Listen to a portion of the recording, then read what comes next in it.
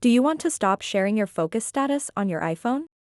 In this video, I will guide you through the simple steps needed to quickly and easily disable this feature. So make sure to watch this video until the very end to understand the tutorial properly. To get started, open up the Settings app on your iPhone and then tap Focus.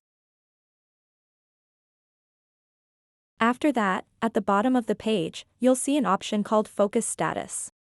When you give an app permission, it can share that you have notifications silenced when using Focus. Just tap on it. As you can see, Share Focus Status is enabled, so in order to disable it, tap on the switch right next to Share Focus Status. And now people would not be able to see that you have your notifications silenced when you are in focus mode. So that wraps up this tutorial. If you have any questions about this whole process, please let me know in the comments section below. And if this video helped you out, please give it a big thumbs up and subscribe to this channel for more tutorial videos like this one.